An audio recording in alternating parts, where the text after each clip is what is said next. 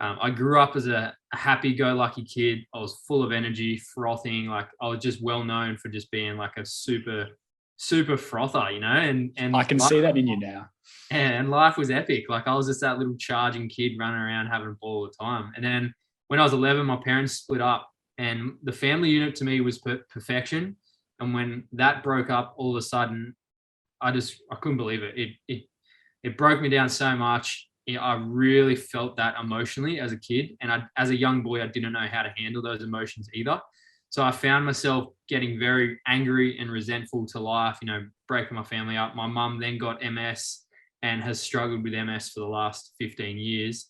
So I had a lot of like resent against like the health system, and she and like her health getting worse, and then like life itself for taking her health away, for splitting our family up, and for me experiencing all this adversity. And I was like, you know, I was kind of quite angry at life itself. And I transitioned from this happy kid into this maybe sarcastic teenager. Yeah, right. And very, very pessimistic, I guess, in my internal world. But on the front, on the facade I was putting on was like, everything's all good, have a joke, have a laugh. And so as I got older, that started manifesting into things like injuries. I was playing a lot of footy at the time, so I was getting lots of injuries. I started getting massive health challenges, like got cystic acne. Like broke bones, did my ACL, broke both collarbones, snapped the cruciate ligaments in my ankle. Just crazy shit, like stuff that you ultimately don't want people to experience. And I managed to experience a lot of it in 6 years. And then I stopped playing footy to preserve my body. And, you know, that was actually after I did my ACL. So I put on 30 kilos, and I had stopped playing sport, and I was gaming a lot, sitting at home, eating junk food, popcorn.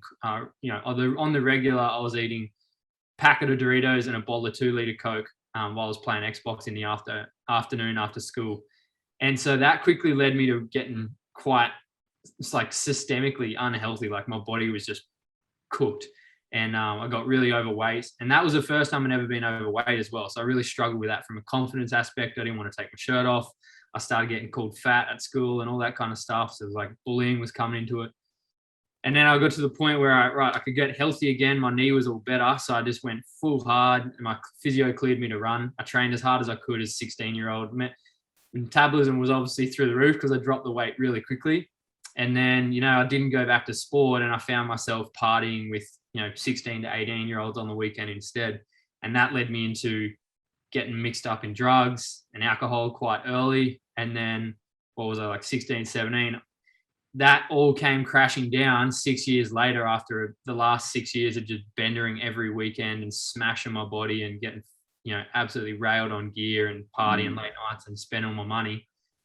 At 23, I woke up out of a coma, and I was in hospital, and I could just hear the beeping of the hospital, and I was like, spun out what was going on. Anyway, my dad came over and basically had a chat to me and said I'd been a splinter in the grass. I'd climbed a 10-meter tree, slipped out of the tree, hit the ground, started convulsing, epileptic fit, went into like a massive reaction. They put me in, air rushed me to hospital, induced me into a coma, and then I woke up 3 days later. And so that was a really big turning point for me, because as soon as I woke up, I had this like realization that I wasn't the happy young kid anymore. There was like something had gone wrong in the last, or not wrong, but something had gone off track, you know, to keep it on theme. I'd gone off track in the last 13 years to this point where I'd nearly died. And so I got this big realization like, wow, I don't want that.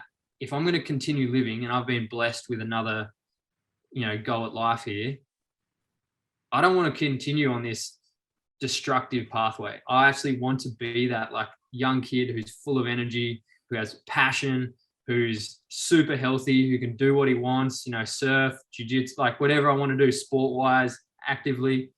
And so that was like, all right, I'm going to start relearning all of the stuff that I've learned in the last 13 years, because that didn't really work for me.